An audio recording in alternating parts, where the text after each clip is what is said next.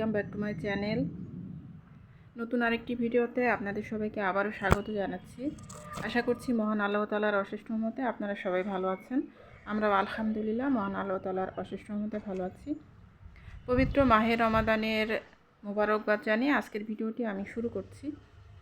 আজকে আমি পাঙ্গাস মাছ ভুনা করব, তো তার জন্য আমি 5 টুকরো মাছ নিয়ে নিয়েছি। আর এখানে আমি লবণ হলুদ মেখে রেখেছি। আর এখন মাছগুলোকে আমি ভেজে নিব।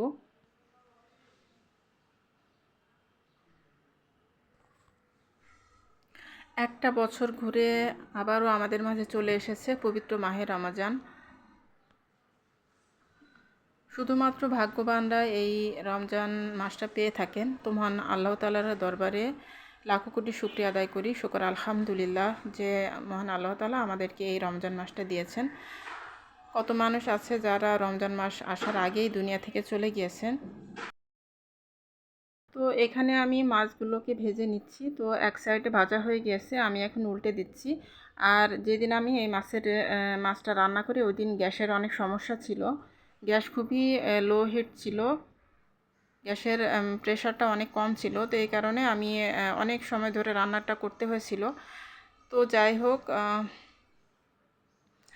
যেটা বলছিলাম যে ভাগ্যবানরা এই রমজান মাসটা পেয়ে থাকেন। আর এই রমজান মাসে আমাদের জন্য সিয়াম সাধনার মাস, আর অনেক অনেক নেকি অর্জনের মাস, আর আমাদের গুনাহগুলোকে মাফ করিয়ে নেওয়ার মাস।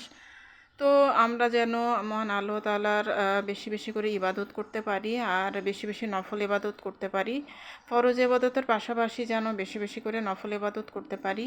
আর আমাদের গুনাহগাতা যা আছে, আমরা বিগত 1 বছর যাবৎ যত গুনাহগাতা করেছি, তো সব গুনাহগাতা যেন মহান আল্লাহ তাআলার কাছ থেকে আমরা মাফ করিয়ে নিতে পারি। তো এখানে আমি তেলের মধ্যে পেঁয়াজ কুচি দিয়ে দিয়েছি। তারপরে পেঁয়াজটাকে মোটামুটি সফট হয়ে এসেছে। এখন আমি আদা বাটা আর রসুন বাটা দিয়ে দিচ্ছি। তো আসলে রান্না একই ধরনের, একই রান্না, তো এই কারণে ওইভাবে আর বলছি না। তো আপনারা দেখতে থাকুন।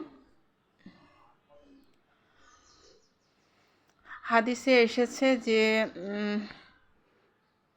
মহান আল্লাহ তাআলা তাদের উপরে লানত বর্ষণ করেন যারা রমজান মাসটা পেল অথচ তাদের গুনাহগাতা মাফ করিয়ে নিতে পারলো না।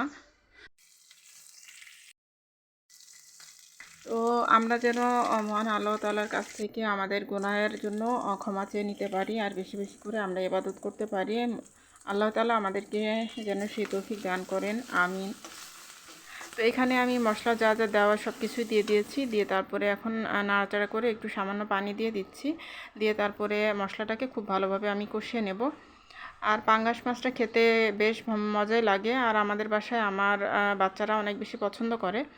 তো আমার হাজব্যান্ড একটু কম খান, কিন্তু মানে খায় না এমন না, একটু কম খায়। কিন্তু আমার বাচ্চারা আবার অনেক বেশি পছন্দ করে, যেহেতু এটা এই মাছে কাঁটা নেই।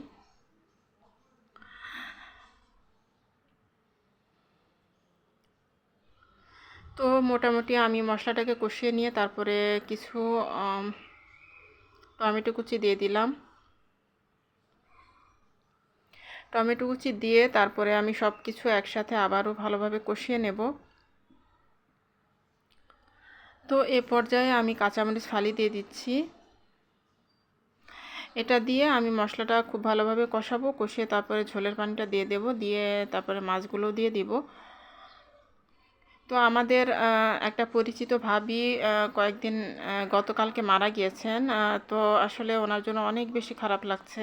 ভাবিটা ক্যান্সারে আক্রান্ত ছিলেন। ভাবির 2টা বাচ্চা ছোট ছোট। আসলে মানুষের হায়াত মৌতের কোনো ঠিক নেই। আল্লাহ তাআলা কখন কাকে নিয়ে যাবেন আমরা কেউই জানি না। তো অল্প বয়সে ভাবিটা চলে গেলেন দুনিয়া থেকে। তো কালকে আমার মনটা অনেক বেশি খারাপ ছিল।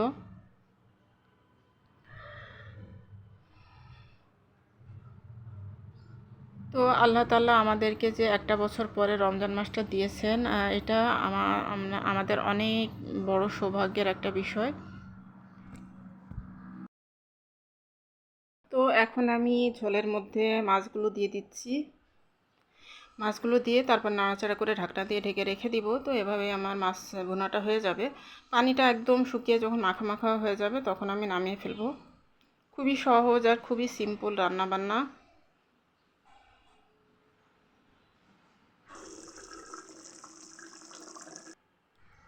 তো আসলে রমজান মাস যখন আসে তখন আসার আগে অনেক বেশি আনন্দ লাগে, অনেক বেশি খুশি লাগে, মনে হয় যে আহ,